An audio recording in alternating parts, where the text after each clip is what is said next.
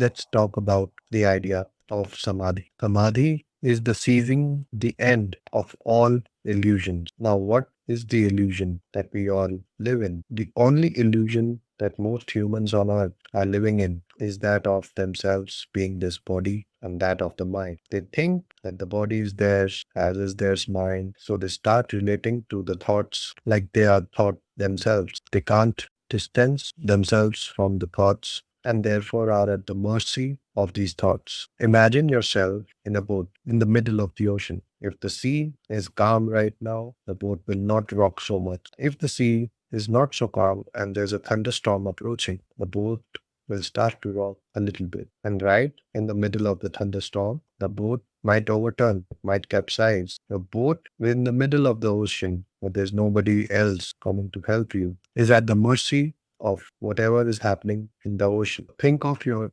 reality as that boat and think of the ocean and the thunderstorms as your body and mind. This body-mind complex is not separate from each other. Body is the mind. Just as you have acquired body from the elements of the earth, the same way you have acquired your mind, layers upon layers of subconscious and conscious mental images, concept, neural pathways, tendencies, habit. That is your mind. All of it together starts to manifest as your emotions, as your thoughts, and as your experiences in the outer and physical world. Samadhi allows you to be a viewer, a mere spectator, a witness, undisturbed, untouched by any or all vacillations of the mind. And a true yogi is forever in Samadhi because he is forever witnessing everything that is going around him without identifying himself as the body. That is all there is to yoga. But to get there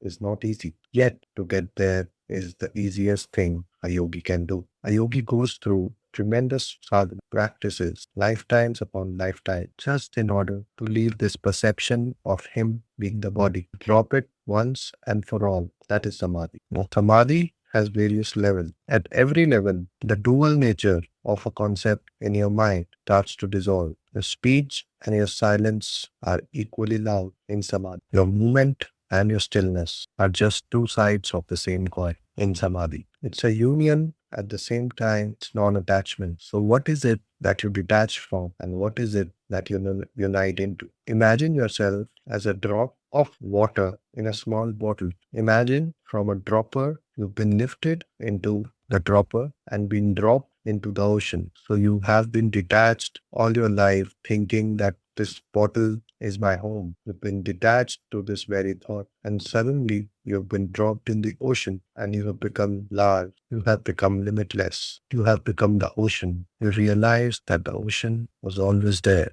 waiting for you. You realize the patience this ocean has demonstrated. Suddenly, your vastness knows no bound. That is Samadhi. And once you become everything, all of this existence, and when that makes you realize that you're nothing, you become nothing then, and in this very state of being nothing and everything at the same time, you're in line Samadhi. And from this space of Samadhi, here, right now, fully relax into it, allowing yourself to feel, remembering. You can be in Samadhi, yet you can't be in Samadhi. You become Samadhi. That is the ultimate samyam. So then how do we use this concept of samyam for success? Only once you've got the hang of it, the idea of how to get into samyam with any object of your choice, you start to get to understand that it is simply the act of thinking, feeling, and acting in a way in order to align your annamaya kosh, pranamaya, manomaya with the qualities of the object of your samyam. Therefore, if we choose any topic that we want to master, we have to start acting like a master of the topic. The actions should be in alignment with that version of yourself who is already a master of these. This is your Annamaya Kosh, being aligned with the topic of your interest in which you want to succeed. Next is your Pranamaya Kosh. This is where your energy body begins. Your emotions have a deep impact on the way your reality manifests. So if you start to feel the emotions of that version of yourself in which you have already mastered your goal, where you already achieved it. And if you can be in samyam with those emotions by feeling those emotions constantly, reminding yourself again and again and again, it will start to manifest. Reality does not have a choice. And if you add another layer to it, which is your thoughts, the thoughts are repetitive patterns. They're stuck in a loop. The loop can be smaller or larger. When I say the loop can be smaller, the loop of these thoughts is your mind. Mind is mantra.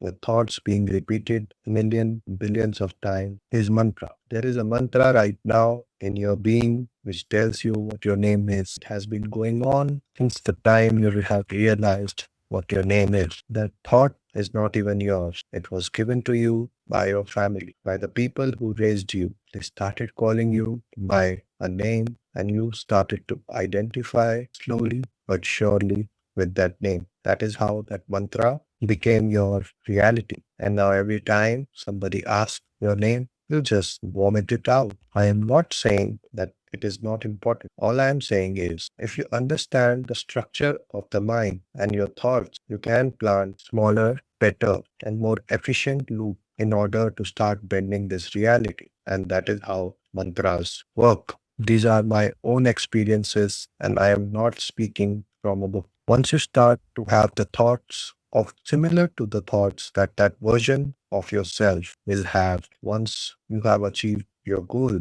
you bring those thoughts from that parallel reality into this reality. Bring those thoughts right now to you of that successful version of yourself and keep thinking them. Stay in samyam with them. And if you can continue to do that, your space-time starts to bend. Then once your alignment is complete from the first three layers, that is your Annamaya Kosh, your Pranamaya Kosh, your Manomaya Kosh, your Vijnanamaya Kosh appears to you. It's pure knowledge. It is the wisdom. It is where you connect the dots. It is where you finally start to understand and start getting intuitive knowledge of the topic that you are in samyam. That is how any topic can be understood or can be mastered. This is how only yogis are able to decode the Bhagavad Gita, the Ramcharitmanas. Only at this level, if you start making interpretations of these sacred ancient texts, you can succeed because these have been coded only in order